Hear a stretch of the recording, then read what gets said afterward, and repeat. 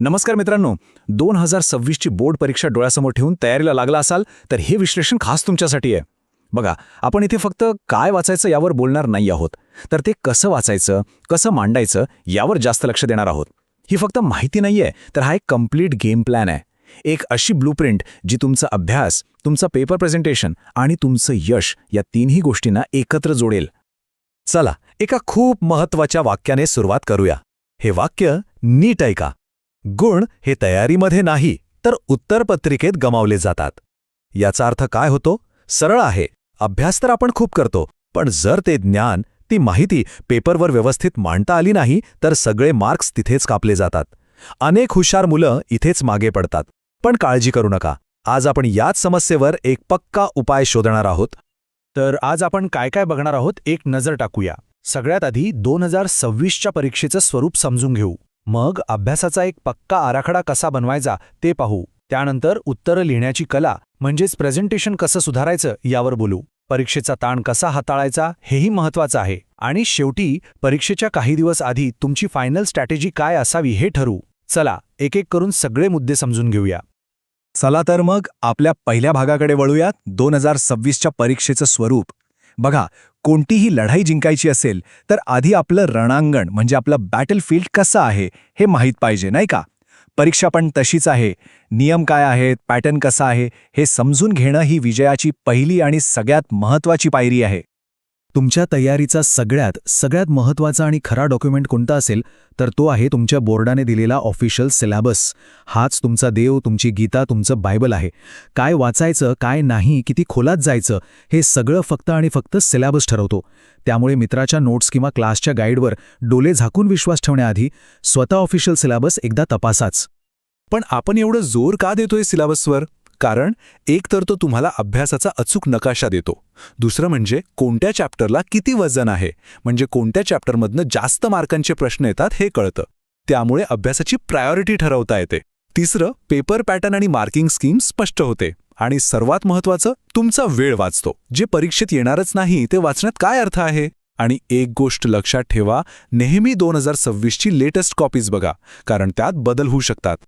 आता इथे बघा, परीक्षांचा हंगाम साधारणपणे फेब्रुवारी ते एप्रिल ह्याच काळात असतो. खास करून आपल्या महाराष्ट्रातल्या विद्यार्थ्यांसाठी 12वीची परीक्षा साधारण 10 फेब्रुवारी ते 11 मार्च आणि 10वीची परीक्षा 20 फेब्रुवारी ते 18 मार्चच्या दरम्यान होईल. ह्या तारखा आपल्याला काय सांगतात? त्या सांगतायत की वेळ कमी आहे आणि शेवटच्या क्षणी धावपळ करून काहीही साध्य होणार नाही. तयारी लवकर आणि एकदम प्लॅनिंगनेच सुरू करायला हवी. ओके, तर आपल्याला आपलं बॅटलफील्ड कळलं. आता वेळ आली आहे शस्त्र तयार करण्याची. आपण आलो आहोत आपल्या दुसऱ्या भागात, अभ्यासाची योजना तयार करणे. इथे आपण फक्त हार्डवर्कबद्दल नाही तर स्मार्ट वर्कबद्दल बोलणार आहोत. म्हणजे फक्त अभ्यास नाही तर स्मार्ट अभ्यास कसा करायचा ते बघूया. यातला खरा गेम चेंजर आहे ॲक्टिव्ह लर्निंग. म्हणजे काय? आपण सहसा काय करतो? पुस्तक वाचतो, महत्त्वाच्या ओळींना हायलाईट करतो. याला म्हणतात पॅसिव्ह लर्निंग. यात आपला मेंदू जास्त काम करत नाही. ॲक्टिव्ह लर्निंग म्हणजे वाचलेल्या माहितीवर प्रक्रिया करणं, ती स्वतःच्या शब्दांत मांडून बघणं, त्यावर प्रश्न तयार करणं. थोडक्यात मेंदूची एक्सरसाइज. आणि यामुळेच माहिती जास्त काळ लक्षात राहते. मग हे ॲक्टिव्ह लर्निंग प्रत्यक्षात करायचं कसं? एकदम सोपं आहे. फक्त 3 स्टेप्स लक्षात ठेवा. 1. समराईज म्हणजे सारांश काढा. धडा वाचून झाल्यावर पुस्तक बंद करा आणि तो स्वतःला किंवा मित्राला समजावून सांगा. 2. क्रिएट म्हणजे स्वतः तयार करा. स्वतःच्या भाषेत शॉर्ट नोट्स, माइंड मॅप्स किंवा फ्लॅश कार्ड्स बनवा.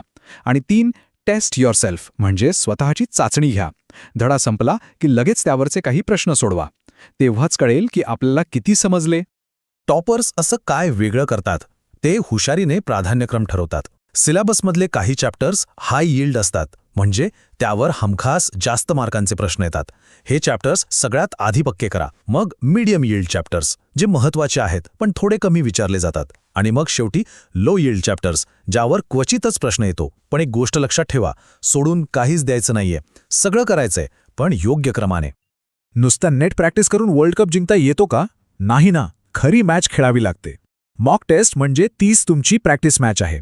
गेल्या काही वर्षांच्या प्रश्नपत्रिका आणि सराव परीक्षा सोडवणं खूप गरजेचं आहे. घड्याळ लावून पेपर सोडवल्याने टाइम मॅनेजमेंट जमतं आणि मुख्य म्हणजे फायनल परीक्षेचा जो फिअर फॅक्टर असतो ना तो कमी होतो. आत्मविश्वास खूप वाढतो.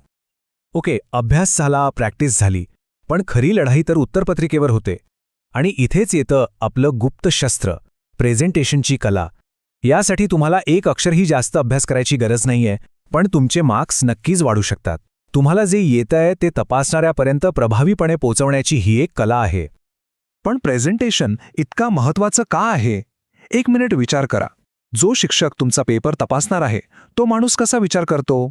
आपल्याला काय वाटतं की ते आपला प्रत्येक शब्द, प्रत्येक ओळ अगदी काळजीपूर्वक वाचत असतील. पण खरंच असं होतं का? नाही. सत्य हे आहे की त्यांच्यासमोर पेपरचा ढीग असतो आणि वेळ खूप कमी. अशा वेळी ते तुमचा पेपर शब्द न शब्द वाचत नाहीत, तर ते पेपर स्कॅन करतात. ते महत्वाचे मुद्दे, कीवर्ड्स, उत्तराची रचना शोधत असतात. तुमचं प्रेझेंटेशन जितकं स्वच्छ आणि मुद्देसूद असेल तितकं त्यांचं काम सोपं होतं. आणि लक्षात ठेवा, तुम्ही त्यांचं काम सोपं केलं की ते तुम्हाला चांगले मार्क्स देतात. It's that simple. मोठ्या म्हणजे लॉंग आन्सरसाठी एक गोल्डन फॉर्म्युला आहे. तो वापरला की मार्क्स कापायला जागाच उरत नाही. सुरुवातीला एक छोटीशी प्रस्तावना, मग मुख्य उत्तर पॉइंट्समध्ये किंवा बुलेट पॉइंट्समध्ये लिहा. जिथे शक्य असेल तिथे एक छोटीशी आकृती किंवा उदाहरण द्या. त्याने उत्तराला वजन येतं आणि शेवटी एका वाक्यात निष्कर्ष लिहून उत्तर संपवा. बस. आता काही छोट्या पण महत्वाच्या गोष्टी ज्याने तुमचा पेपर एकदम उठून दिसेल. आकृत्या नेहमी पेन्सिल आणि पट्टीनीच काढा आणि त्यांना व्यवस्थित नावं द्या. महत्वाचे शब्द किंवा फॉर्म्युला असतील तर त्यांना पेन्सिलने अंडरलाईन करा. 2 उत्तरांमध्ये पुरेशी जागा सोडा. पेपर मोकळा दिसतो. आणि सगळ्यात महत्वाचं, हस्ताक्षर. मोतीसारखं नसलं तरी चालेल, पण ते स्पष्ट आणि वाचता येईल असं असावं. अभ्यास, प्रेझेंटेशन सगळं ठीक आहे, पण जर परीक्षेच्या दिवशी आपलं मनच शांत नसेल तर सगळी मेहनत वाया जाते. म्हणूनच आता आपण बोलणार आहोत सगळ्यात महत्त्वाच्या गोष्टीबद्दल, परीक्षेचा ताण कसा हाताळायचा. तुमचं मन मजबूत करणं हे अभ्यासाइतकंच किंबहुना त्याहून जास्त महत्त्वाचं आहे. हे काय रॉकेट सायन्स नाहीये, अगदी बेसिक गोष्टी आहेत, पण आपण ह्याच गोष्टींकडे सर्वात जास्त दुर्लक्ष करतो. पुरेशी झोप म्हणजे तुमच्या मेंदूचं चार्जिंग, चांगला आहार म्हणजे तुमच्या मेंदूचं इंधन, नियमित व्यायाम आणि अभ्यासातले छोटे ब्रेक्स म्हणजे तुमच्या मेंदूचं रिसेट बटन. या 4 गोष्टी सांभाळल्या तर अर्धा ताण तसाच कमी होतो.